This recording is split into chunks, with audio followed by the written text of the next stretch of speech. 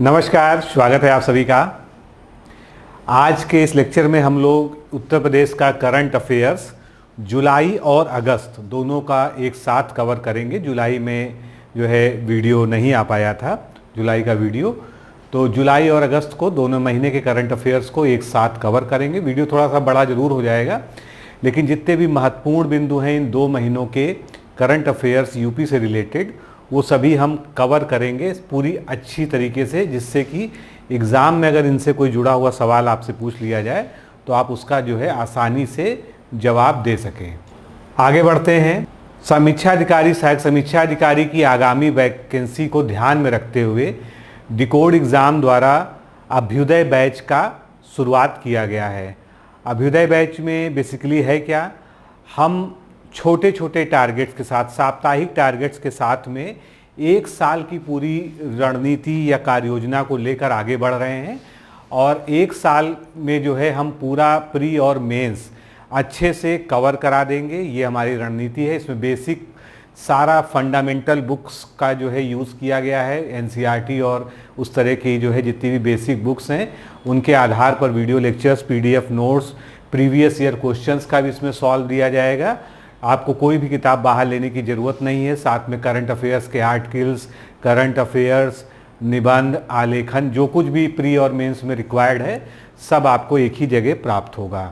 तो ये कोर्स इस तरह से डिज़ाइन किया गया है कि सामान्य अध्ययन और सामान्य हिंदी और उसके अलावा आलेखन और जो अन्य जो है जैसे रीजनिंग है और बाकी टॉपिक्स हैं जुड़े हुए, ये सभी इस तरीके से आपका तैयार हो जाए कि समीक्षा अधिकारी तो आपका टारगेट है ही है, बाकी कोई भी आप अगर एग्ज़ाम देते हैं तो वो भी आपका कवर हो जाए। इसमें एडमिशन्स जो है स्टार्ट हो चुके हैं और अभी एक फ़िलहाल कुछ ऑफ़र चल रहा है जो 16 सितंबर तक ही मान्य है। तो उस ऑफ़र को का लाभ उठाने के लिए आपको जो है एक कूपन कोड जारी किया गया है, जो कूपन कोड है डिकोड 2000। जब आप कोर्स लेने चलें तो इस कूपन को अप्लाई कर दें तो आपको जो है ये छूट प्राप्त हो जाएगी। बाकी जो भी जानकारी चाहिए आप इस नंबर पर संपर्क कर सकते हैं। इसी प्रकार हमारा मेंस का कोर्स चल रहा है। मेंस का जो है वीडियो कोर्स प्लस उत्तर लेखन कार्यक्रम, दोनों ही अभ्यास एक साथ जो है बहुत अच्छे से चल रहे हैं।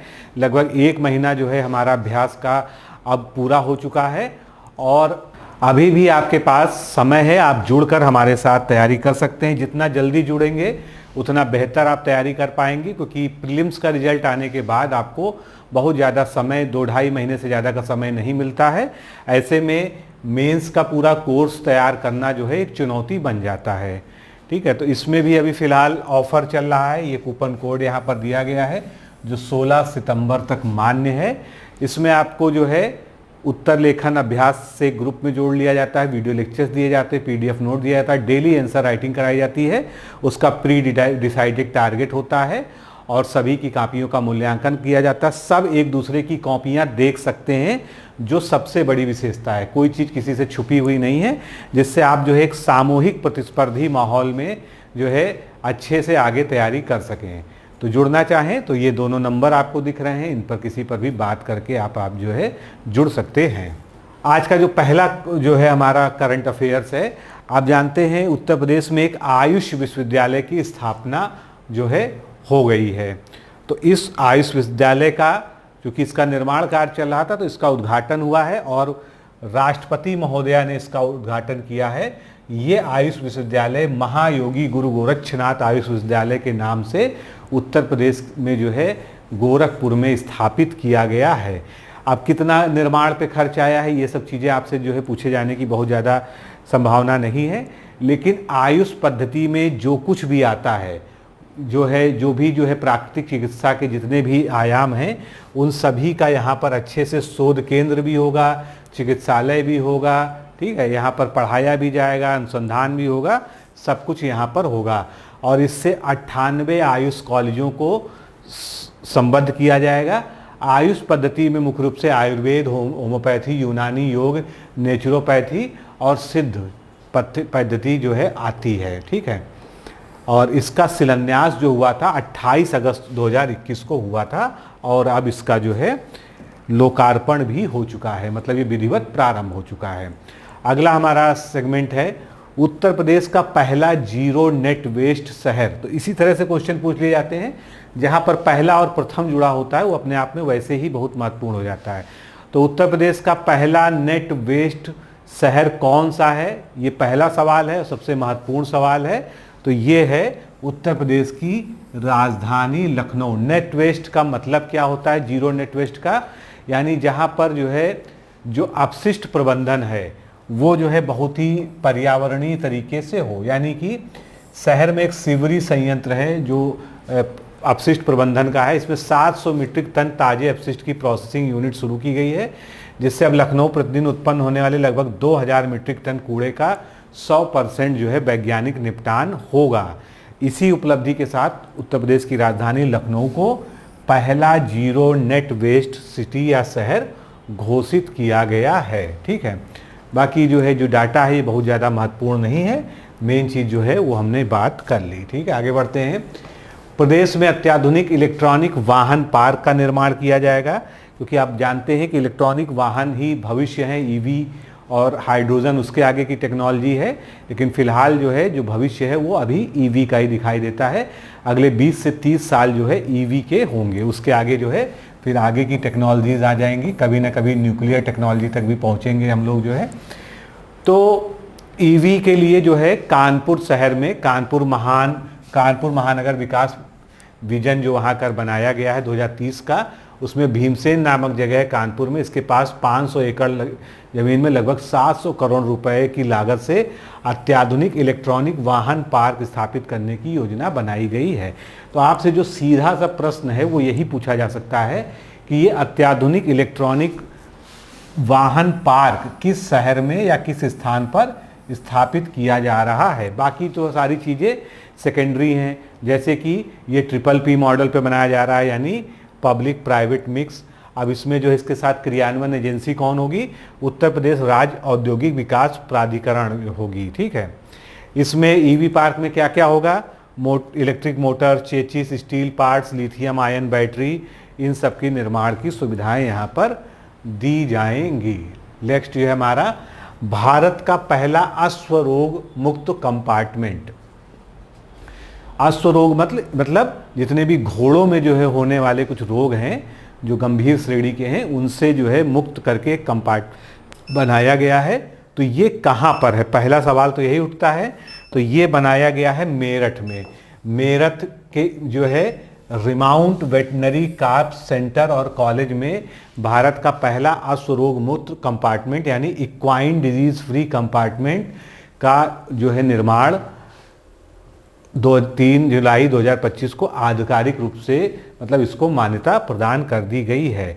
अब जो है घोड़ों में बहुत सारे जो है ऐसे रोग होते हैं जो दुर्लभ या मतलब ये समझ लीजिए जो बहुत ही असाध्य होते हैं, जैसे इक्वाइन हो गया, एनीमिया हो गया, इक्वाइन इन्फ्लुएंजा हो गया, इक्वाइन पीरोप्लाज्मोसिस हो गया, ग्लैंडरस हो गया और सुर्रा। तो यहाँ पर क्या है, यहाँ पर जो भी घोड़े हैं वो इन सब से मुक्त हैं, इनका जो है रखरखाव किया जाता है। इसका फ़ायदा क्या है, आप जानते हैं विभिन्न राष्ट्रीय अंतर्राष्ट्रीय प्रतिस्पर्धाएं होती हैं जहाँ घोड़ों को जो है घोड़ों के खेल होते हैं, बहुत सारे घोड़ों के खेल होते हैं जैसे आपने जो है देखे होंगे। तो यहाँ पर जो है घोड़ों को लाया जाएगा, उनको इन सभी रोगों से मुक्त किया जाएगा, एक सर्टिफिकेशन जारी किया जाएगा। और अगर घोड़ों को देश से बाहर भेजना हो तो जो है सर्टिफिकेट चाहिए होता है ना कि इनमें कोई रोग नहीं, जिसको क्वारंटाइन सर्टिफिकेट कहते हैं, तो वो भी देने का काम इस संस्था के द्वारा किया जाएगा। तो ये अंतर्राष्ट्रीय स्तर के जो है मानकों पर आधारित एक फैसिलिटी है जो कि बहुत महत्वपूर्ण उपलब्धि है उत्तर प्रदेश के अंतर्गत। नेक्स्ट है हमारा अस्मिता लीग। नाम से ही आपको पता चल रहा होगा कि ये महिलाओं से संबंधित जो है कुछ है। लीग का मतलब जो है यहाँ पर सीधे सीधे खेलों से है। तो डॉक्टर मनसुख मांडविया जो कि केंद्रीय खेल मंत्री, इन्होंने 8 जुलाई को उत्तर प्रदेश के मोदी नगर जो कि गाजियाबाद में इसमें अस्मिता लीग 2025 का उद्घाटन किया। इस सत्र की शुरुआत 2 दिवसीय भारोत्तोलन प्रतियोगिता से हुई, वेट लिफ्टिंग से, जिसमें ओपन कैटेगरी में 42 लड़कियां 8 विभिन्न वजन वर्गों में भाग ले रही हैं। इस कार्यक्रम में टोक्यो ओलंपिक की रजत पदक जो है कौन विजेता थी, मीराबाई चानू, जिन्होंने युवा खिलाड़ियों को प्रेरित किया। तो बेसिकली ये क्या है, ये जो है खेल की एक प्रतियोगिता है जिसका उद्घाटन हुआ मोदी नगर गाजियाबाद में। और ये किसके अंतर्गत आता है? खेलो इंडिया मिशन जो है उसमें आता है, जिसका उद्देश्य है कि महिलाओं में खेलों के प्रति जागरूकता बढ़ाना और साथ में जो है जेंडर इक्वालिटी, लैंगिक समानता पर आधारित खेल संस्कृति को बढ़ावा देना। चालू वित्तीय वर्ष 25-26 में 15 खेलों में कुल 852 लीग आयोजित किए जाएंगे, जिसमें 70,000 से अधिक महिलाएं प्रतिभाग करेंगी। आगे बढ़ते हैं। एक प्रदर्शनी का आयोजन हुआ जिसका नाम है Uttar Pradesh agritech innovation hub and agritech startup technology प्रदर्शनी, यानी कि ये इनोवेशन और स्टार्टअप से संबंधित एक प्रदर्शनी है। तो सबसे पहली चीज़ ये है कि ये कहाँ पर आयोजित हुई। कोई भी इवेंट होता है, कोई भी समारोह सम्मेलन होता है तो उसकी जगह बहुत महत्वपूर्ण होती है। तो इसका आयोजन तो हुआ मेरठ में, और मेरठ में कहाँ पर, कौन सा विश्वविद्यालय है? सरदार वल्लभ भाई पटेल कृषि एवं प्रौद्योगिकी विश्वविद्यालय, ठीक है, इसका उद्घाटन हुआ इसमें।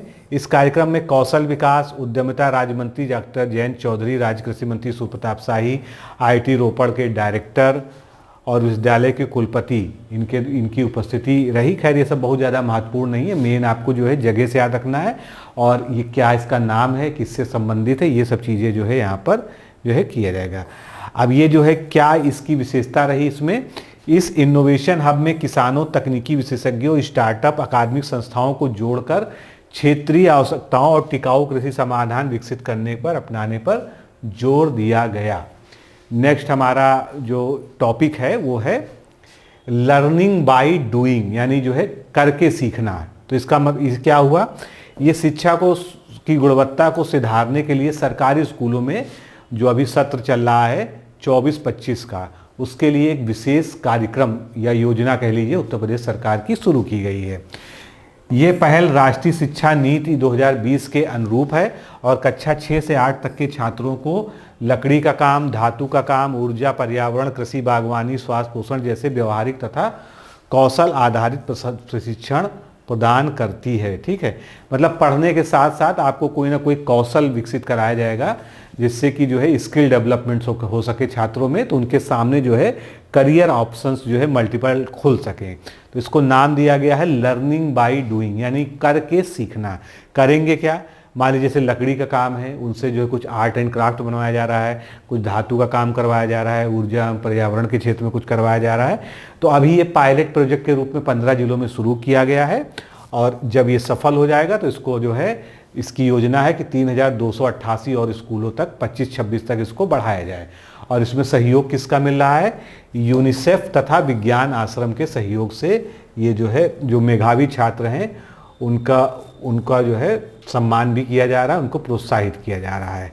नेक्स्ट हमारा करंट अफेयर्स है, ये संबंधित है उत्तर प्रदेश में इमारतों के जीर्णोद्धार से, उनके जो है रिनोवेशन से। तो ऐतिहासिक इमारतों का जीर्णोद्धार करने के लिए जो है एक महत्वाकांक्षी योजना पर्यटन विभाग के स्तर से शुरू की गई है।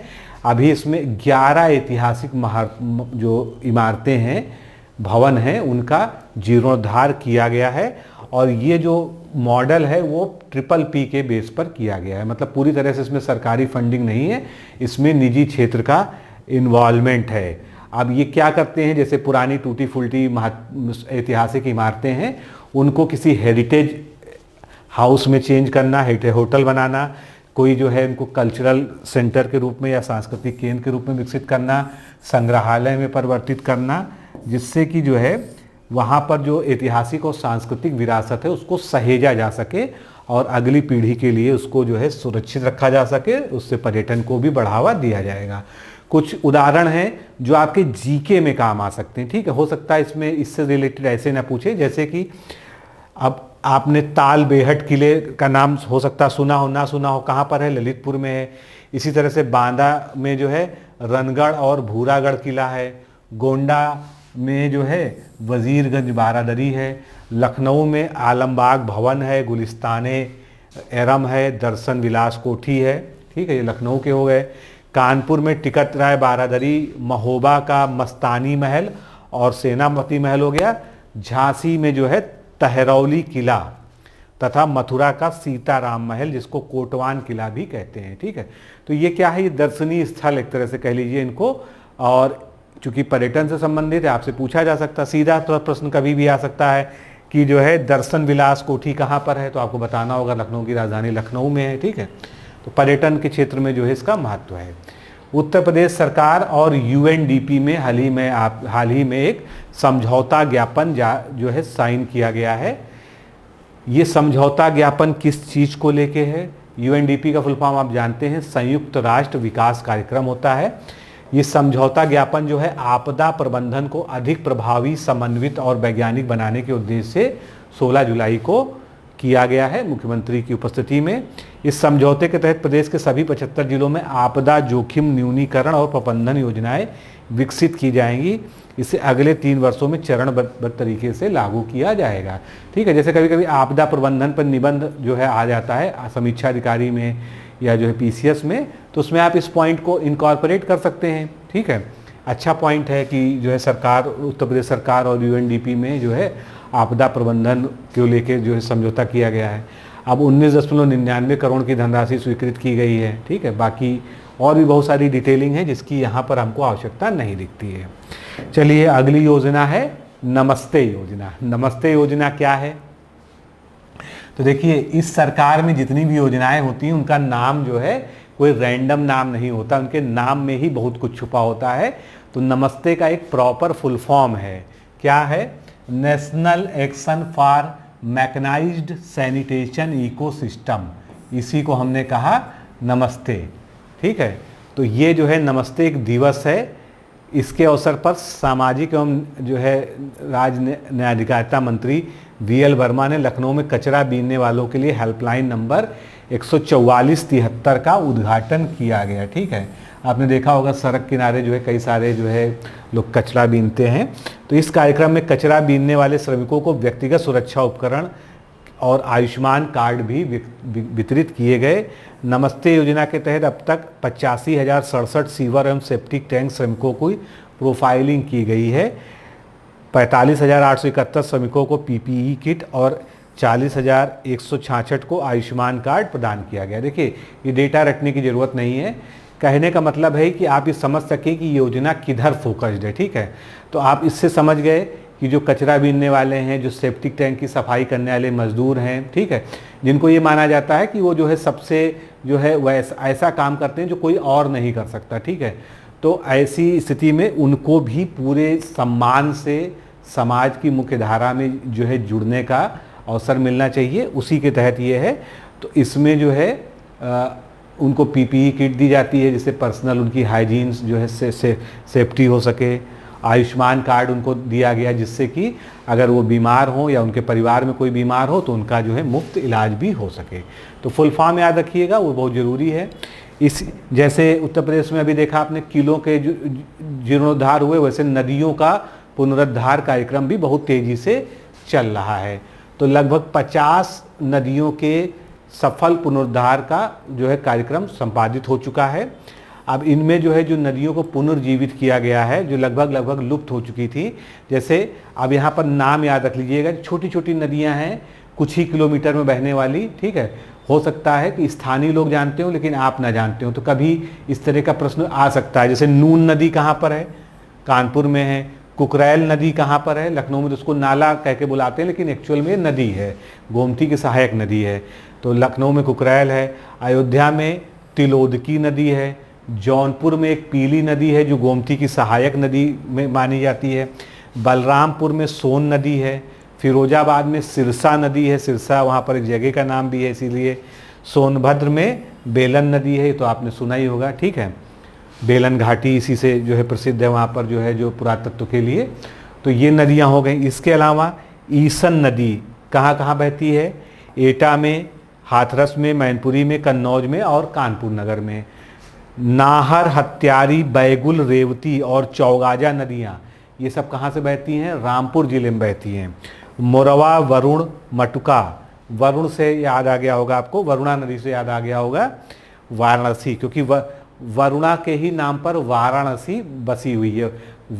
वरुणा नदी और 80 नदियों के बीच में होने के कारण उसका नाम वाराणसी है। ये आपने जो है ऐतिहासिक रूप से पढ़ा होगा। ठीक है, तो ये जो है नदियों को जीवित करने का पूरा अभियान चल रहा है। इससे अगर प्रश्न आएगा तो आपको नदी ही पूछी जा सकती है कि कौन सी नदी कहाँ पर बहती है।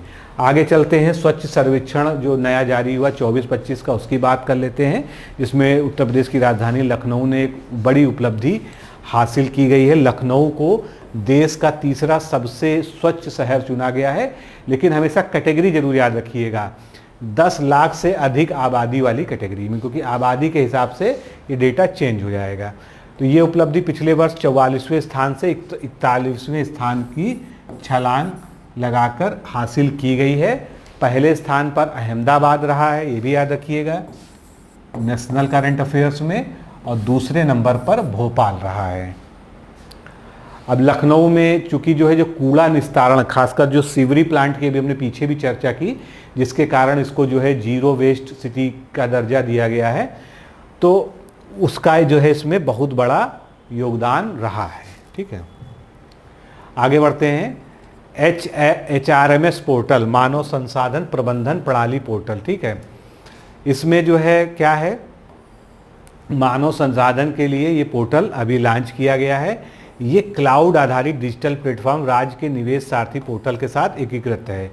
इसका उद्देश्य है कि उद्यमी जो मित्र होते हैं, जो उद्यम मित्र होते हैं, उनके प्रशासनिक कार्य जैसे उपस्थिति, अवकाश प्रबंधन, वेतन संस्करण, फॉर्म 16 आदि के निर्माण को डिजिटल पारदर्शी बनाया जाता है। आप लोगों को पता होगा निवेश मित्र जो है रखे गए हैं बहुत सारे जो है, तो उनके लिए ही विशेषकर ये HRMS पोर्टल बनाया गया है।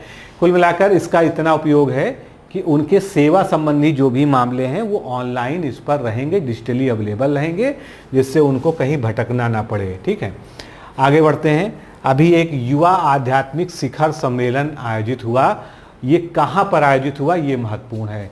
तो वाराणसी में जो है एक बहुत बड़ा कन्वेंशन सेंटर है, बहुत चर्चा में रहता है, रुद्रांश। तो रुद्राक्ष जो है अंतर्राष्ट्रीय कन्वेंशन सेंटर में ये आयोजित हुआ, और यहाँ पर काशी घोषणा पत्र को औपचारिक रूप से अपनाने के साथ में इसकी समापन हुआ। ठीक है, इस सम्मेलन का आयोजन मादक पदार्थों के दुरुपयोग और लत के विरुद्ध नारकोटिक्स कंट्रोल ब्यूरो तथा आर्ट ऑफ लिविंग संस्था के संयुक्त तत्वाधान में हुआ था। तो ये संस्थाएं भी आपसे पूछी जा सकती हैं किसने किया जो है। ठीक है, बाकी जो है आप समझ ही गए कि जब मादक पदार्थों के दुरुपयोग और लत से जो है छुटकारे के लिए हुआ, यानी ये जो है नशा मुक्ति पर जो है इसका फोकस था, उस पर जो है फोकस किया गया था। आगे बढ़ते हैं। सबसे अधिक अमृत सरोवरों का निर्माण करने वाला राज्य कौन सा है? ठीक है, सीधा सा उत्तर है इसमें उत्तर प्रदेश। उत्तर प्रदेश को ये उपलब्धि हासिल हो चुकी है। वर्ष 2022 में मिशन अमृत सरोवर का शुभारंभ हुआ था। प्रदेश में कुल जो है 16,630 अमृत सरोवरों का निर्माण और पुनरुद्धार अब तक किया जा सका है, और जबकि लक्ष्य कितना था, लक्ष्य मात्र 5,550 था। तो उससे 3 गुना तक उपलब्धि उत्तर प्रदेश ने हासिल की, इसीलिए टॉप पर आ गया। जो ये अमृत सरोवर का निर्माण कार्यक्रम है, ये 24 अप्रैल 2022 को शुरू किया गया था, आज़ादी के अमृत महोत्सव के अभियान के अंतर्गत। ठीक है, अब उत्तर प्रदेश में सबसे ज़्यादा अमृत सरोवर बनाने वाला जिला कौन सा है, हो सकता है कभी ये प्रश्न पूछ लिया जाए। तो ये उपलब्धि हासिल की है गोरखपुर, जहाँ पर जो है 753 अमृत सरोवर बनाए गए हैं। उसके अलावा जो है उसके बाद के शहर जो हैं महाराजगंज, प्रयागराज, आजमगढ़ और बाराबंकी जो है शीर्ष में शामिल हैं। अमृत सरोवरों के निर्माण से जल संरक्षण तो हुआ ही है, जो प्राइमरी उसका ऑब्जेक्टिव है, बाकी ग्रामीण अर्थव्यवस्था और रोजगार सृजन की दिशा में भी जो है इससे उपलब्धि हुई है। ठीक है, आगे चलते हैं। उत्तर प्रदेश में एक और जो है समझौता ज्ञापन हाल ही में किया गया। उत्तर प्रदेश सरकार और टाटा टेक्नोलॉजी लिमिटेड के मध्य ये सहयोग हुआ, और ये सहयोग क्यों हुआ, 121 सरकारी पॉलिटेक्निक संस्थानों का उन्नयन करना, वहाँ पर जो है पूरा जो है जितना भी टेक्निकल सपोर्ट है वो जो है देने के लिए। अब इसमें जो है बहुत लंबी चौड़ी धनराशि है जो टाटा टेक्नोलॉजीज लिमिटेड के द्वारा खर्च की जाएगी, मतलब सरकार और वो जो है मिल बांट के खर्च करेंगे। इसमें पहले चरण में 45 संस्थानों का उन्नयन किया जाएगा। प्रत्येक संस्थान में TTL एक्सीलेंस सेंटर स्थापित होंगे, जहां छात्रों को प्रोडक्ट डिजाइनिंग और मैन्युफैक्चरिंग संबंधित व्यवहारिक ज्ञान भी प्रदान किया जाएगा। तो मुख्य रूप से आपको याद रखना है कि ये समझौता किन के बीच हुआ है, तो उत्तर प्रदेश सरकार और टाटा टेक्नोलॉजी लिमिटेड के बीच हुआ है। किस चीज को लेके हुआ है? 121 सरकारी पॉलिटेक्निक संस्थानों के उन्नयन के लिए। ठीक है, आगे बढ़ते हैं। स्वामी विवेकानंद युवा सशक्तिकरण योजना का जो है के अंतर्गत अभी फिर से जो है टैबलेट वितरण किए गए। तो जो 25-26 की वित्तीय वर्ष है उसमें 2000 करोड़ रुपए का बजट आवंटित किया गया है टैबलेट बांटने के लिए। कभी सीधा प्रश्न आपसे पूछा जा सकता है कि ये जो उत्तर प्रदेश की योजना है स्वामी विवेकानंद युवा सशक्तिकरण योजना, इसका संबंध किससे है? तो ये इसका संबंध जो है टैबलेट वितरण से है। ठीक है, 25-26 में के वित्तीय वर्ष में टैबलेट वितरण होगा। इसके तहत कुल 25 लाख टैबलेट वितरण किए जाने का लक्ष्य है। ये बजट 25-26 के लिए विशेष रूप से आवंटित किया गया है। आगे बढ़ते हैं।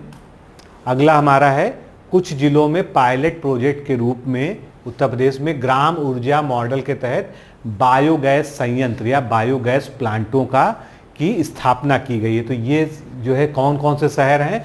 अयोध्या, वाराणसी, गोरखपुर और गोंडा। यहाँ पर जो है पायलट प्रोजेक्ट के तहत 2250 बायोगैस प्लांट्स का स्थापना की गई है।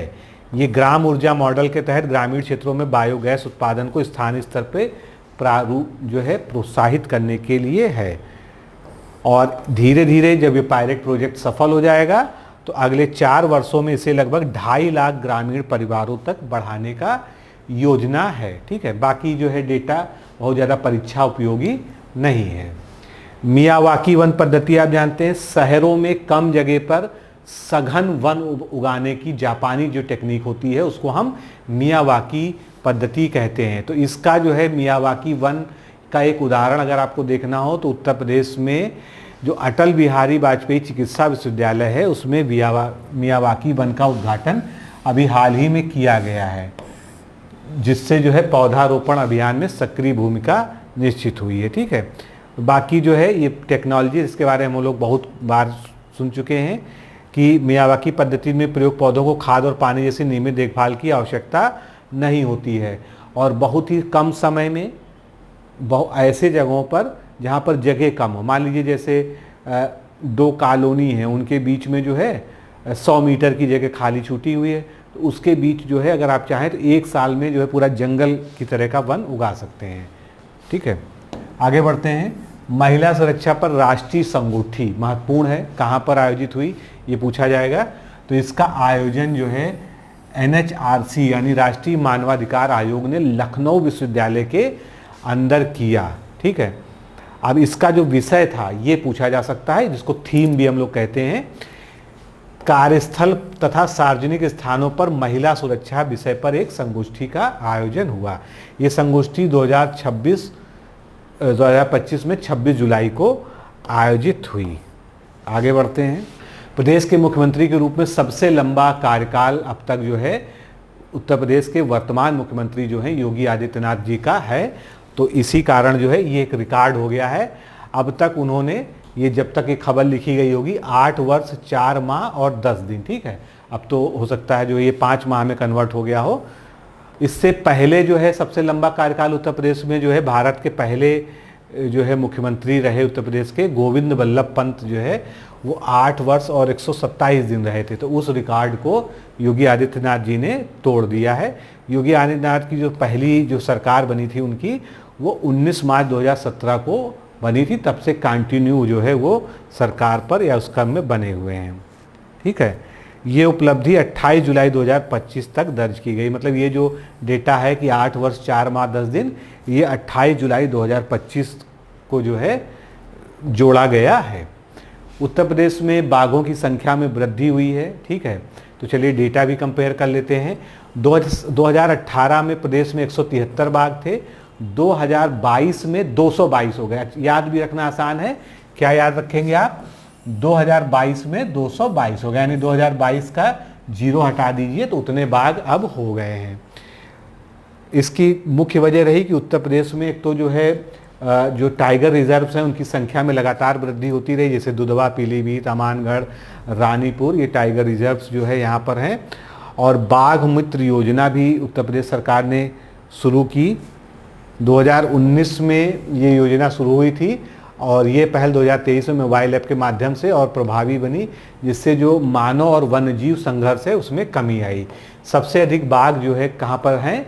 दुधवा टाइगर नेशनल रिजर्व में, जो कि 135 की संख्या में है। आगे बढ़ते हैं। सीड पार्क जो है हिंदी में जैसे आप कहेंगे बीज के लिए पार्क, तो उन्नत किस्म के बीजों को उगाने के लिए पूरी पार्क जो है बनाए गए हैं।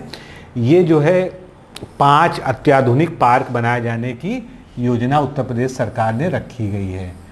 ये बीज पार्क प्रदेश के 5 कृषि जलवायु क्षेत्र उनमें अलग अलग बनेंगे, क्योंकि क्या होगा, उन कृषि जलवायु क्षेत्रों के अनुसार वहाँ पर बीज जो है उन्नत उगाए जाएंगे। जैसे कि एक तराई क्षेत्र में हो जाएगा, एक जो है पश्चिमी में हो जाएगा, एक मध्य उत्तर प्रदेश में हो जाएगा, एक बुंदेलखंड क्षेत्र में हो जाएगा और एक उत्तर प्रदेश के पूर्वी जोन में हो जाएगा। ठीक है, तो सरकार ने इस योजना के लिए अगले 3 वर्षों में लगभग 2500 करोड़ रुपए का निवेश करने का निर्णय लिया है। आगे बढ़ते हैं।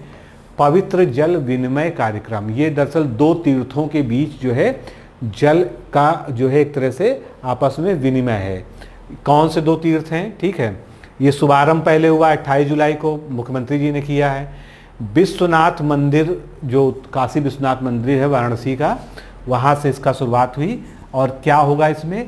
काशी विश्वनाथ ज्योतिर्लिंग और श्री रामेश्वरम ज्योतिर्लिंग के बीच पवित्र तीर्थ जल और रेत का पारस्परिक आदान प्रदान होगा। इसमें क्या होगा, त्रिवेणी का जो संगम है, जो प्रयागराज का जल है, वो जो है रामेश्वरम ज्योतिर्लिंग के देवकोट्टी जमींदार परिवार न्यास के प्रतिनिधि को सौंपा गया। वो क्या करेंगे, उसको ले जाकर जो है रामेश्वरम में जो है चढ़ाएंगे। रामनाथ स्वामी मंदिर उनको कहते हैं, रामनाथ स्वामी भगवान कहते हैं उनको जो है रामेश्वरम में।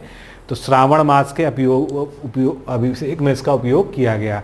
इसी तरह से जो रामेश्वरम से जल भेजा गया था उसको सावन की पूर्णिमा तिथि पर काशी विश्वनाथ ज्योतिर्लिंग में अभिषेक के लिए यूज़ किया गया है। तो इस तरह से उत्तर और दक्षिण की संस्कृतियों को आपस में जोड़ने के लिए, जैसे तमिल संगमम होता है ना काशी में, उसी तर्ज पर जो है ये एक नया जो है आध्यात्मिक जुड़ाव का कार्यक्रम शुरू किया गया है। लाला लाजपत राय कार्डियोलॉजी संस्थान, ठीक, अब संस्थान है, स्थापित हो गया है। अब ये जो है पहला सरकारी मेडिकल कॉलेज बन गया है, यहाँ की एक उपलब्धि हो गई है। तो कहाँ पर है, पहली चीज़ तो यही आपसे पूछी जाएगी। तो लाला लाजपत राय कार्डियोलॉजी संस्थान कानपुर में है। ये एक ऐसा पहला उत्तर प्रदेश का संस्थान बन गया है, सरकारी मेडिकल कॉलेज बन गया है, जहाँ पर तावी TAVI यानी trans catheter aortic valve implantation, यानी कि ये क्या है, ये हृदय रोग से संबंधित है, इम्प्लांट से संबंधित है, इसकी सुविधा उपलब्ध कराई जा रही है और ये जो है एक महत्वपूर्ण उपलब्धि मानी जा रही है। ये जो trans catheter aortic valve implantation है, ये एक आधुनिक व कम आक्रामक प्रक्रिया है, जिससे हृदय के खराब हो चुके जो महाधमनी है उसके वॉल्व को बदला जा सकता है। और ये जो है बुजुर्ग और जो जोखिम वाले मरीज हैं उनके लिए विशेष उपयोगी है।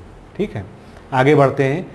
सड़क सुरक्षा हेतु पायलट प्रोजेक्ट का लॉन्च किया गया था उत्तर प्रदेश सड़क परिवहन और राजमार्ग मंत्रालय के द्वारा सम्मिलित रूप से। ठीक है, इनके द्वारा जो है आर्टिफिशियल इंटेलिजेंस और बिग डाटा एनालिटिक्स आधार पर सड़क सुरक्षा पायलट परियोजना शुरू की गई थी। और ऐसा जो है शुरू करने वाला पायलट प्रोजेक्ट ये उत्तर प्रदेश की पहली उपलब्धि है, यानी उत्तर प्रदेश पहला भारतीय राज्य है इस तरह की।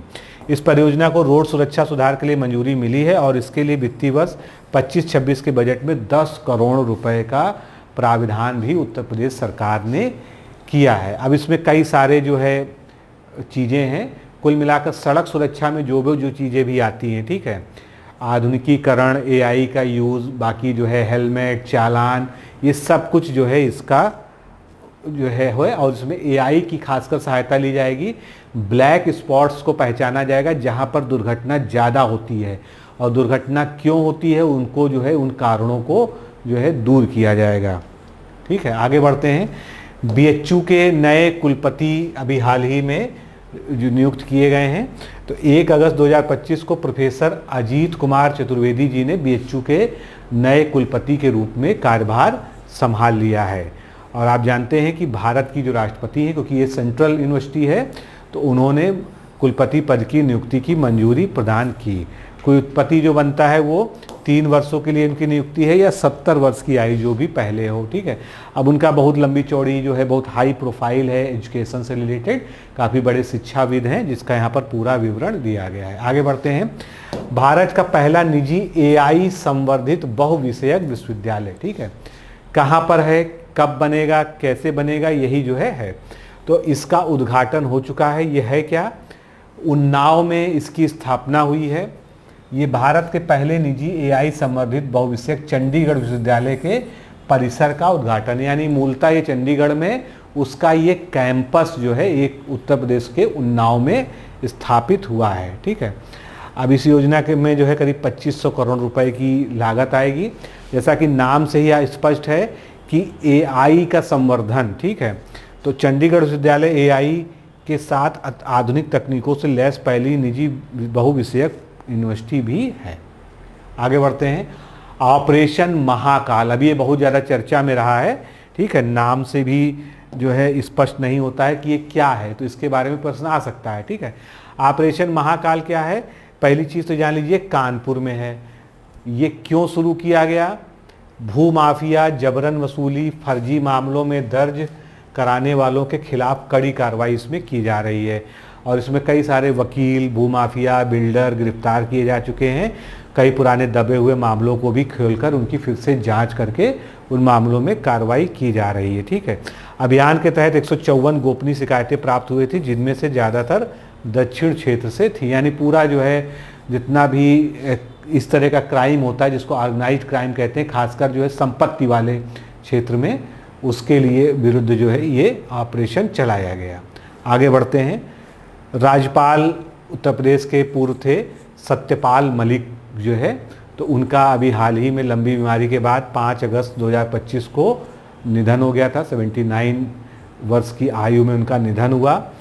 इनका जन्म जो हुआ था बागपत जिले के हिसावड़ा गांव में हुआ था, ठीक है। कई राज्यों के राज्यपाल भी वो रहे अपने कार्यकाल में, जैसे जम्मू कश्मीर, गोवा, मेघालय, बिहार, उड़ीसा। और उनका जो सियासी सफ़र था वो 1965 में मेरठ कॉलेज से छात्र राजनीति के रूप में हुआ, ठीक है। तो ये उनकी पूरी प्रोफाइल है, बहुत ज़्यादा जो है ज़रूरत नहीं है, थोड़ी जो सामान्य जानकारियाँ हैं वो हमने देख ली। आगे बढ़ते हैं। दिव्यांग छात्रों के लिए एक भरण पोषण भत्ता की शुरुआत जो है की गई थी। अब इस भत्ते को बढ़ाकर सरकार ने 4000 रुपये कर दिया है, यानी 2000 रुपये से बढ़ाकर इसको 4000 रुपये कर दिया गया है। यही प्रश्न है, यही आपसे पूछा जा सकता है, ठीक है। आगे बढ़ते हैं। चारबाग रेलवे स्टेशन के 100 वर्ष पूरे हो गए हैं। बड़ा ऐतिहासिक आइकॉनिक बिल्डिंग है, आपने देखी होगी, कभी आए होंगे तो। इसके 100 वर्ष पूरे हो गए हैं। इसकी जो नींव पड़ी थी, शिलान्यास हुआ था, वो 21 मार्च 1914 को बिशप जॉर्ज हर्बर्ट के द्वारा रखी गई थी। अगस्त 1925 में ये पूरा हुआ था और 1 अगस्त को मुख्य स्टेशन भवन की आधारशिला रखी गई थी।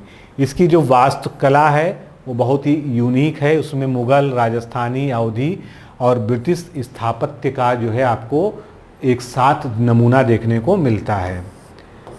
और यहाँ पर कई सारे बड़ी हस्तियों का आगमन भी हुआ स्वतंत्रता संग्राम के दौरान, जैसे कि महात्मा गांधी, जवाहरलाल नेहरू, मौलाना आज़ाद जैसे नेताओं का भी हुआ था, ठीक है।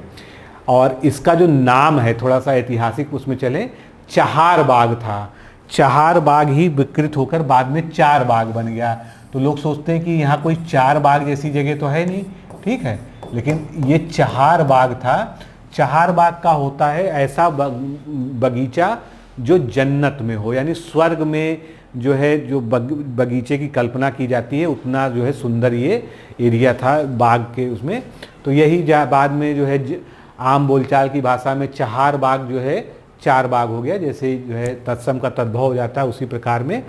इसका जो स्टाइल है वो क्या है, शतरंज की जो बिसात होती है, जो खाने होते हैं उसके जैसी लगती है, ठीक है।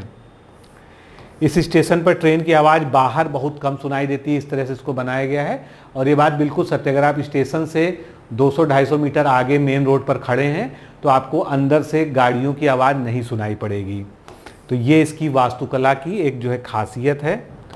100 वर्ष पूरा होने पर स्वतंत्रता दिवस पर एक चित्र प्रदर्शनी का आयोजित किया गया जिसमें स्टेशन के गौरवशाली इतिहास को दर्शाया गया था। आगे बढ़ते हैं। छत्रपति शिवाजी महाराज के जो है स्मारक के रूप की स्थापना की जा रही है और ये घोषणा की गई अभी हाल ही में सरकार के द्वारा कि आगरा के कोठी मीना बाजार में छत्रपति शिवाजी महाराज को समर्पित एक भव्य स्मारक की निर्माण किया जाएगा। ये यहीं पे क्यों बनेगा, ये जो है एक जानने वाली बात है जो आपको याद रखनी चाहिए कि मीना बाजार कोठी में ही इसलिए बनाया जाएगा कि यहीं पर 1666 में छत्रपति शिवाजी महाराज को औरंगजेब द्वारा नज़रबंद कर लिया गया था, कैद कर लिया गया था। ठीक है। महाराष्ट्र और उत्तर प्रदेश सरकार ने संयुक्त रूप से प्रयास करके इसको बनाने की योजना बनाई है। आगे बढ़ते हैं। एशिया की सबसे लंबी मालगाड़ी का भी हाल में उत्तर प्रदेश के अंतर्गत परीक्षण किया गया। तो आपसे नाम पूछा जा सकता है ये मालगाड़ी कौन सी है। तो इसमें 2-3 क्वेश्चन बनते हैं। पहली चीज़ तो इस मालगाड़ी का एक विशेष नाम दिया गया है, वो आप याद कर लीजिए, रुद्रस्त। क्या नाम है? रुद्रस्त। ये कहाँ पर जो है चलाई गई, इसका सफल परीक्षण किया गया? पूर्व मध्य रेलवे के पंडित दीनदयाल उपाध्याय डिवीज़न, ठीक है, जो कि वाराणसी में पड़ता है। ये मालगाड़ी करीब 4.5 किलोमीटर लंबी है। ठीक है। ये एशिया की भी सबसे बड़ी है, भारत की तो है ही है। 354 वैगन है इसमें, तो ये सबसे बड़ी हो गई। इस मालगाड़ी को चलाने के लिए इसमें 7 इंजन लगाए गए जिनमें से 2 इंजन गाड़ी के आगे और हर 59 डिब्बे के बाद एक एक जो है इंजन वैगन के बीच बीच में लगाया गया। ये मालगाड़ी उत्तर प्रदेश के चंदौली जिले के गंज ख्वाजा स्टेशन से झारखंड के गहरवा स्टेशन तक चलाई गई। अभी इसका जो है परीक्षण किया गया। तो एक साथ जो है बहुत ज़्यादा इसमें माल ढुलाई की जा सकती है। अब इसमें बहुत सारी और चीज़ें हैं, डिटेलिंग है, इतना डिटेलिंग की आवश्यकता नहीं। आपको अपने पर्सनल नॉलेज के लिए पढ़ना हो तो जैसे यात्रा की कुल दूरी 209 किलोमीटर थी, इसमें लगभग 5 घंटे 10 मिनट का समय लिखा, औसत गति इसकी 40.5 किलोमीटर पर आवर थी। तो इस तरह से जो है ये है। अब आते हैं नॉलेज सिटी की बात करते हैं। ठीक है। तो नॉलेज सिटी आखिर है क्या? नॉलेज सिटी के रूप में लखनऊ को, यानी उत्तर प्रदेश की राजधानी को, एक इंटरनेशनल कॉन्फ्रेंस में सेमिनार में बुलाया गया। ये कौन सा सेमिनार है? कुआलालंपुर मलेशिया में आयोजित किया गया था ASEAN governance and mayor forum की बैठक। ठीक है। यहाँ मेयर्स की जो है बैठक थी। तो लखनऊ नगर निगम के अधिकारी भी इसमें गए थे। 10 अगस्त से 15 अगस्त तक ये बैठक चली। ठीक है। इसमें जो लखनऊ ने अभी हाल ही में 3rd रैंक अचीव की है, तो वो किस किस तरीक़ों से अचीव की है, यानी लखनऊ की स्वच्छता, पर्यावरणीय हरित विकास, solid waste management, bio CNG परियोजना, नागरिक सहभागिता पर आधारित सफल पहलों को अंतर्राष्ट्रीय मंच के रूप में पर प्रस्तुत किया गया। तो यहाँ पर लखनऊ को जो बुलाया गया उनको नाम दिया गया नॉलेज सिटी। ठीक है। तो एक गौरव के रूप में बुलाया गया। बाकी और भी जो है जैसे पुणे के भी जो है नगर निगम को भी बुलाया गया था। आगे बढ़ते हैं। कन्नौज फोरेंसिक विज्ञान प्रयोगशाला 8 अगस्त 2025 को इसको गुणवत्ता प्रबंधन के लिए 9001-2015 प्रणाली का प्रमाणन दिया गया और ये उत्तर प्रदेश की ये जो है ISO सर्टिफिकेशन वाली इस उत्तर प्रदेश की पहली प्रयोगशाला बन गई है। इस प्रमाणन से जो है फॉरेंसिक जांच और विश्लेषण में उच्च मानदंडों को स्थापित किया है कि यहाँ की जो गुणवत्ता है वो बहुत उच्च है। ठीक है। आगे बढ़ते हैं। काकोरी ट्रेन एक्शन शताब्दी समारोह का आयोजन किया जा रहा है 8 अगस्त 2025 को सभी शहीद स्मारकों पर और स्मृति स्थलों या अमृत वाटिकाओं पर भव्य रूप से इसका आयोजन किया गया। ठीक है। इसका मुख्य उद्देश्य क्या है? जो काकोरी ट्रेन एक्शन था, जिसको पहले कांड नाम लिखा जाता था, उसको बाद में सरकार ने बदलकर एक्शन कर दिया था। तो इसका शताब्दी वर्ष चल रहा था। ठीक है। 9 अगस्त 1925 को काकोरी में सहारनपुर से लखनऊ जा रही क्रांतिकारियों ने ब्रिटिश खजाने के साथ लूट कर ट्रेन को धन को स्वतंत्रता संग्राम में लगाया था, जिसमें एचआरए के मेंबर्स शामिल थे। ये सब आपने मॉडर्न हिस्ट्री में अच्छे से पढ़ा है। आगे बढ़ते हैं। अभी नया डेटा जारी हुआ है उत्तर प्रदेश के सकल राज्य घरेलू उत्पाद, जिसको हम इंग्लिश में SGDP कहते हैं, स्टेट GDP कहते हैं, ठीक है। तो इसके अनुसार उत्तर प्रदेश भारत में दूसरी सबसे तेजी से वृद्धि करने वाली अर्थव्यवस्था या राज्य बन गया है।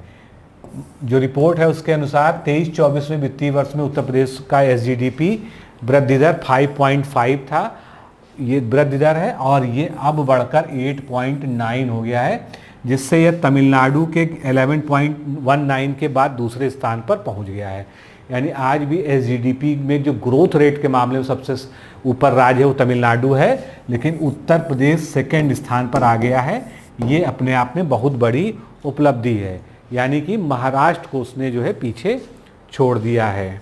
अब 25-26 के लिए जो उत्तर प्रदेश की SGDP का अनुमान है वो 30.8 लाख करोड़ रुपए है, जो यानी कि 12% की वृद्धि दिखाता है पिछले वित्तीय वर्ष से। आगे बढ़ते हैं। MSME औद्योगिक संपदा प्रबंधन नीति 2025 को अभी हाल ही में उत्तर प्रदेश सरकार ने मंजूरी दे दी है। इसका पूरा नाम भी पढ़ लीजिए, सूक्ष्म लघु और मध्यम उद्यम औद्योगिक संपदा प्रबंधन नीति 2025, ठीक है। तो कोई भी नीति होती है तो उसके 2-3 जो है टारगेट और लक्ष्य जो है आपको पता होने चाहिए। इसका मुख्य उद्देश्य है औद्योगिक भूमि, भूखंड और शेड के आवंटन को सरल, पारदर्शी और सुव्यवस्थित बनाकर राज्य में MSME क्षेत्र को औद्योगिक विकास से और अधिक जोड़ना। भूमि, भूखंड और शेड का आवंटन अब लीज या किराए के आधार पर नीलामी या ई नीलामी द्वारा दिए जाएगा, जिससे कि ये प्रक्रिया बिल्कुल ट्रांसपेरेंट हो सके, ठीक है। अब इसमें कई सारी जो है छूटें रहेंगी, उसके जो है उसको हम जो है नहीं देंगे। अब इसमें कई सारी छूटें देंगी कि जो भी जो है भूमि आवंटन कराएगा या लीज पे लेगा, उनको स्टाम्प शुल्क पे या इस तरह से भुगतान करने पर क्या क्या छूटें मिलेंगी, ठीक है। वो सब इस नीति का पार्ट है, बहुत ज़्यादा डिटेल में हम इसको नहीं देखेंगे यहाँ पर। ऑपरेशन सवेरा, ऑपरेशन सवेरा क्या है? ये मादक पदार्थों की तस्करी को रोकने के लिए अभियान। जैसे हमने पीछे ऑपरेशन महाकाल पढ़ा, तो ये भी जो है उत्तर प्रदेश का एक ऑपरेशन है जो सहारनपुर क्षेत्र में, सहारनपुर क्षेत्र के अंतर्गत सहारनपुर, मुजफ्फरनगर और शामली शामिल हैं। तो नशा मुक्त समाज को बढ़ावा देने के लिए ऑपरेशन सवेरा की शुरुआत की गई, ठीक है। यहाँ पर जो है नशा तस्करों को के पूरे नेटवर्क यानी निर्माण, सप्लाई चेन, पैडलर्स और माफियाओं को निशाना बनाकर उनको पकड़ा जा रहा है, और उनके अवैध कारोबार से संपत्ति जो अर्जित की है उनको भी जब्त करने की प्रक्रिया चल रही है, और जो है जो कानून है उसके अंतर्गत उनको सज़ा दिलाने के लिए प्रक्रिया चल रही है। तो ऑपरेशन किससे संबंधित है, किस क्षेत्र से संबंधित है, ये 2 चीज़ें बहुत ज़्यादा महत्वपूर्ण है, ठीक है। आगे बढ़ते हैं। प्रदेश का पहला और देश का दूसरा ग्रीन हाइड्रोजन प्लांट या संयंत्र ये कहाँ पर स्थापित हुआ? गोरखपुर जिले में, ठीक है, इसको याद रखिएगा। ये खानिमपुर गांव है उत्तर प्रदेश के गोरखपुर जिले में। ये उत्तर प्रदेश का जो है पहला संयंत्र है इस तरह का, और देश का अपना दूसरा संयंत्र है जिसका उद्घाटन मुख्यमंत्री योगी आदित्यनाथ जी ने किया है। इसकी जो उत्पादन क्षमता है वो सालाना 72 टन ग्रीन हाइड्रोजन गैस उत्पादन करने की है, क्योंकि आगे चल के जब CNG को रिप्लेस करना होगा तो हाइड्रोजन गैस के ही इंजन से बनी हुई गाड़ियां आगे आने को मिलेंगी, ठीक है। ये संयंत्र देश में सिटी गैस डिस्ट्रीब्यूशन नेटवर्क में ग्रीन हाइड्रोजन प्राकृतिक गैस मिश्रण का सबसे बड़ा प्रोजेक्ट है। ये जो ग्रीन हाइड्रोजन उत्पादन होगा 2% तक मिश्रण CNG व PNG में किया जाएगा, जिससे आयातित जीवाश्म ईंधन घटेगी और 500 टन वार्षिक कार्बन उत्सर्जन में कमी आएगी। और ये जो संयंत्र की स्थापना है वो किस नीति के तहत की गई? सरकार के ग्रीन हाइड्रोजन नीति 2024 के तहत की गई है। आगे बढ़ते हैं। Eternal flame of homeopathy award, तो ये जो है लखनऊ के एक जो है विख्यात चिकित्सक हैं, होम्योपैथिक चिकित्सक डॉक्टर PK शुक्ला को होम्योपैथी में उनके उत्कृष्ट योगदान के लिए ये अवार्ड दिया गया है। गोवा में जो है 4था अखिल भारतीय होम्योपैथी अनुसंधान शिखर सम्मेलन था, उसके दौरान जो है इनको ये अवार्ड दिया गया है। आगे बढ़ते हैं।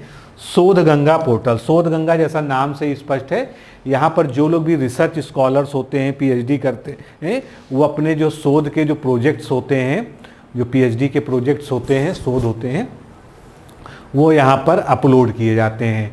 तो शोध गंगा पोर्टल पर जो है शोध प्रबंधों को अपलोड करने के मामले में देश के शीर्ष 10 संस्थानों में 3 विश्वविद्यालय उत्तर प्रदेश के शामिल हो गए हैं।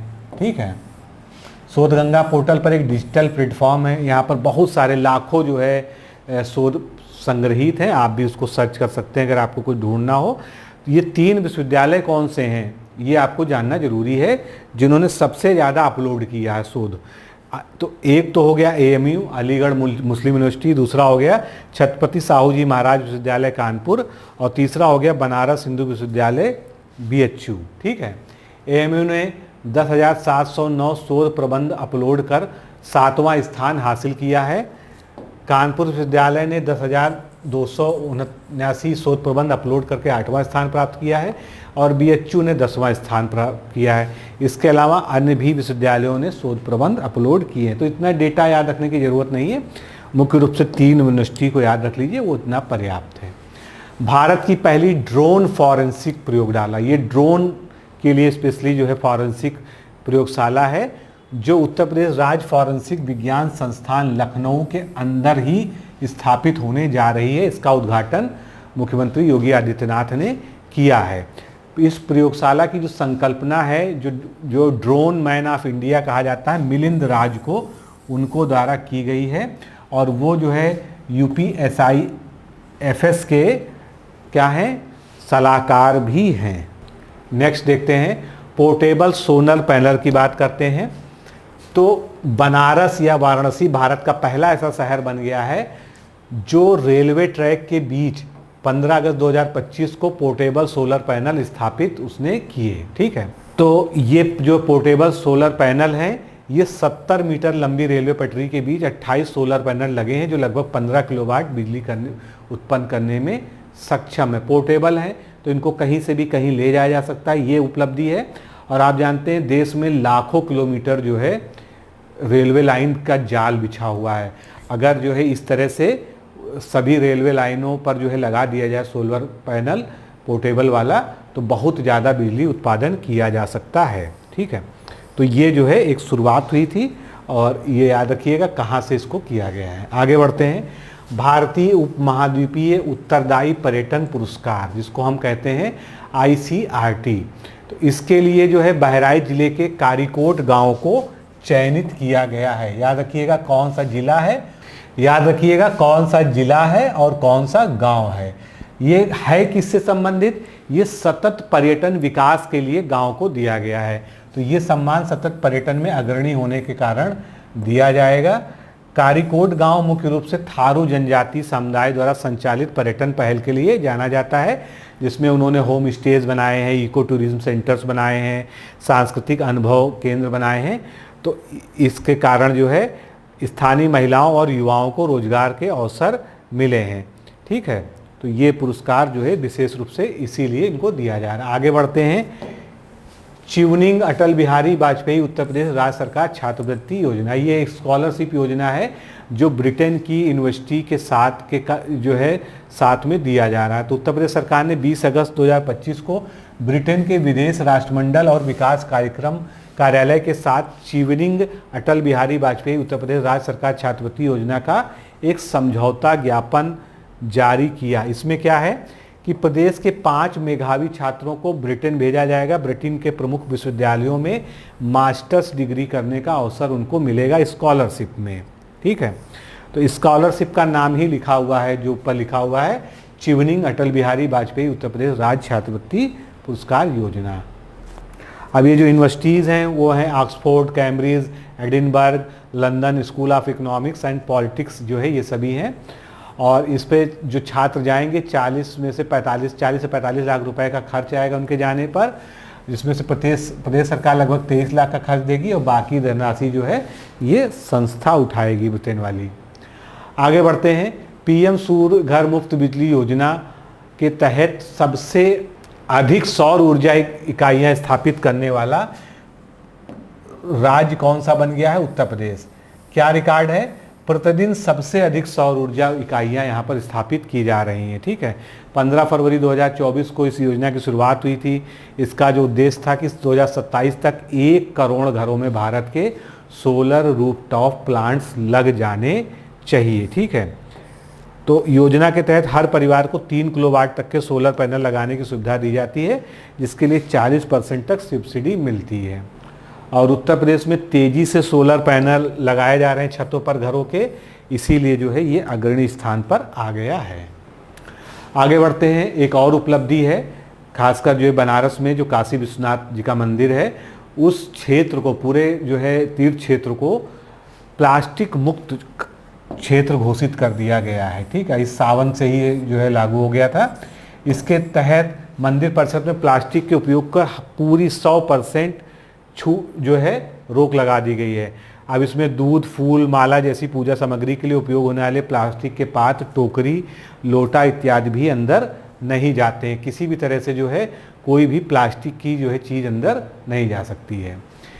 जलालाबाद नगर, जलालाबाद का नाम बदला गया है, ये शाहजहांपुर में है जलालाबाद नगर, और इसका नया नाम क्या कर दिया गया है, परशुरामपुरी कर दिया गया है, जिसको केंद्र सरकार ने 20 अगस्त 2025 को मंजूरी दे दी है। ठीक है, जलालाबाद को जो है जो पौराणिक रूप से भगवान परशुराम की जन्मभूमि माना जाता है, तो इसी जो है सम्मान के लिए, इसी गौरव को वापस लाने के लिए परशुरामपुरी नाम इसको दिया गया है। आगे बढ़ते हैं, पुरुष और महिला विश्व कप मुक्केबाजी का आयोजन उत्तर प्रदेश के ग्रेटर नोएडा में पहली बार 13 से 24 नवंबर 2025 तक विजय पथिक स्पोर्ट्स कॉम्प्लेक्स में किया जाएगा। इस आयोजन में 80 से अधिक देशों, क्योंकि ये इंटरनेशनल इवेंट है, इसमें 80 से अधिक देशों के लगभग 450 मुक्केबाज और जो है उनके साथ कई सारे ऑफिशियल्स आएंगे। और इस प्रतियोगिता में विश्व मुक्केबाजी कांग्रेस का भी आयोजन होगा 23 नवंबर 2025 को। ये पहला अवसर है जब भारत प्रतिष्ठित विश्व मुक्केबाजी कप का पहली बार मेज़बानी कर रहा है। एक और नई पहल है जनजातियों के संरक्षण और उनकी जो है विकास के लिए विमुक्त जनजाति और घुमंतु जनजाति कल्याण बोर्ड बनाया गया है। कई ऐसी जनजातियां हैं, आपने भी पढ़ा होगा, जो है जिनका कोई एक पर्टिकुलर निवास स्थान नहीं होता और लगातार जो है भ्रमण पे रहते हैं। ठीक है, तो ऐसी जनजातियों के सम्मान के लिए विमुक्त जनजाति दिवस 31 अगस्त को लखनऊ में मनाया गया, और उसी दिन जो है इनके लिए एक समर्पित कल्याण बोर्ड बनाने की घोषणा की गई। इसी बोर्ड का नाम रखा गया है विमुक्त जनजाति और घुमंतु जनजाति कल्याण बोर्ड। इससे जो है इन जनजातीय समाजों के सामाजिक, आर्थिक और शैक्षणिक उत्थान की ओर मजबूती मिलेगी। अब इसके थोड़ा सा ऐतिहासिक परिदृश्य को जान लीजिए। मुख्यमंत्री ने बताया भी कि देश की रक्षा में ये जनजातियां सदियों से बहुत बड़ी भूमिका निभाती रही, लेकिन ब्रिटिश शासन में जो है इनको कलंकित करने के लिए इनको क्रिमिनल ट्राइब घोषित कर दिया गया था और अन्यायपूर्ण तरीके से इनको कलंकित किया गया था। 31 अगस्त 1952 को बाबा साहब भीमराव अम्बेडकर जी के प्रयासों से इन्हें इस कलंक को हटाकर मुख्य धारा में शामिल किया गया। टेम्पर्ड ग्लास आप लोग खूब मोबाइल में चेंज करवाते रहते हैं, 50 रुपये, 30 रुपये से लेके 100-200 रुपये तक जो है टेम्पर्ड ग्लास आते हैं। तो ये जो टेम्पर्ड ग्लास है, इसकी एक जो है फैक्ट्री ही खुलने जा रही है उत्तर प्रदेश में। केंद्रीय इलेक्ट्रॉनिक्स एवं सूचना प्रौद्योगिकी मंत्री अश्विनी वैष्णव ने 30 अगस्त को नोएडा में भारत की पहली टेम्पर्ड ग्लास विनिर्माण इकाई का उद्घाटन किया। ठीक है, ये मेक इन इंडिया अभियान के तहत जो है शुरू किया जा रहा है। अब इसमें लगभग 870 करोड़ रुपए का निवेश होगा और लगभग 2.5 करोड़ टेम्पर्ड ग्लास प्रतिवर्ष उत्पादन होगा। ठीक है, अब इसका उपयोग स्मार्टफोन, लैपटॉप, राउटर एवं इलेक्ट्रॉनिक उपकरणों में किया जाएगा। इससे भारत में टेम्पर्ड ग्लास के आयात पर निर्भरता में कमी आएगी। तो मित्रों, इस तरह से आज के इस लेक्चर में हमने 2 महीने का करंट अफेयर्स उत्तर प्रदेश का एक साथ कवर कर लिया है। फिर मिलते हैं अगले किसी लेक्चर में। अभी के लिए नमस्कार, धन्यवाद। क्या आप लोक सेवा आयोग उत्तर प्रदेश की ROARO परीक्षा में सफल होकर सचिवालय में समीक्षा अधिकारी जैसे प्रतिष्ठित पद पर चयनित होना चाहते हैं? क्या आपके पास व्यस्त दिनचर्या या व्यक्तिगत परिस्थितियों के कारण नियमित पढ़ने के लिए समय की कमी है, इसलिए एक दिन में आप 8 से 10 घंटे नहीं पढ़ सकते हैं? क्या आपका संकल्प है कि सचिवालय में समीक्षा अधिकारी बनना ही बनना है और आप उसके लिए सही मार्गदर्शन की तलाश कर रहे हैं? यदि आपके इन तीनों प्रश्नों के उत्तर हाँ हैं, तो आपकी खोज अब समाप्त होती है और आपके सपने को साकार करने के लिए आगामी समीक्षा अधिकारी परीक्षा की सुव्यवस्थित तैयारी हेतु डी-कोड एग्जाम लाया है अभ्युदय बैच। अभ्युदय बैच में आपको आगामी ROARO परीक्षा के प्रारंभिक और मुख्य परीक्षा के पूरे पाठ्यक्रम को अभी से एक साथ बहुत ही बेसिक लेवल से video lecture, PDF notes, test series और उत्तर लेखन कार्यक्रम के माध्यम से पूरे विस्तार से पूर्ण कराया जाएगा। हमारे अभ्युदय बैच की सबसे बड़ी विशेषता है कि इसमें साप्ताहिक टारगेट्स के अनुसार कम से कम 5 घंटे भी पढ़कर कोई अभ्यर्थी पूरा पाठ्यक्रम अच्छे से तैयार करके परीक्षा में सफलता अर्जित कर सकता है। अभ्युदय बैच में अनुभवी और समर्पित शिक्षकों द्वारा आधारभूत मानक पुस्तकों एवं स्रोतों पर आधारित पाठ्य सामग्री उपलब्ध कराई जा रही है, जिससे पाठ्यक्रम को सभी आयामों से कवर किया जा सके। इस बैच में पाठ्यक्रम को इस विस्तार से पढ़ाया जा रहा है कि इसमें प्रवेश लेकर आप न केवल ROARO परीक्षा बल्कि अन्य कई समकक्ष परीक्षाओं को भी एक साथ ही टारगेट कर सकते हैं। यानी इस परीक्षा के पाठ्यक्रम में सम्मिलित सामान्य अध्ययन, सामान्य ज्ञान, सामान्य हिंदी व्याकरण, रीजनिंग, मैथ, हिंदी आलेखन, निबंध आदि के विस्तृत अध्ययन से आप पूर्ण आत्मविश्वास से किसी भी परीक्षा में सफलता प्राप्त कर सकते हैं। उत्तर प्रदेश की PCS प्रारंभिक परीक्षा में भी इस बैच को पढ़कर सफलता प्राप्त की जा सकती है। इस बैच में निर्धारित लक्ष्य के अनुसार एक सप्ताह में मात्र 18 से 20 वीडियो लेक्चर देखने होते हैं, जो आप प्रतिदिन 4 से 5 घंटे का समय निकालकर आसानी से पढ़कर तैयार कर सकते हैं। ये बैच ऑनलाइन जरूर है, परंतु इस बैच में छात्रों और शिक्षकों के बीच सीधे संवाद के लिए प्रक्रिया निर्धारित है, जिससे अभ्यर्थी अपनी शंकाओं का व्यक्तिगत समाधान प्राप्त कर सकते हैं।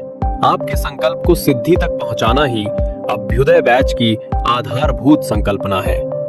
हमारा ये आत्मविश्वास संस्थान के 5 वर्षों की कठिन साधना की परिणति है। डी-कोड एग्जाम संस्थान अपने 5 वर्षों के सफर में ROARO परीक्षा में 45 से अधिक चयन सुनिश्चित करवाकर एक विश्वसनीय संस्थान के रूप में विख्यात है। इसलिए बिना किसी संशय के पूर्ण विश्वास के साथ आप भी हमसे जुड़कर अपनी सफलता का नया अध्याय लिख सकते हैं। इस बैच से जुड़ने के लिए हमारे संस्थान के नंबर 8604409201 अथवा 9506742546 पर व्हाट्सएप या कॉल करके बैच की पूरी जानकारी प्राप्त की जा सकती है। अभी 500 शुरुआती छात्रों को विशेष छूट भी प्रदान की जा रही है, इसलिए इस अवसर का लाभ उठाने के लिए अतिशीघ्र प्रवेश लेकर अभ्युदय बैच से जुड़े। प्रवेश के लिए अभी संपर्क करें और शुल्क में छूट प्राप्त करें।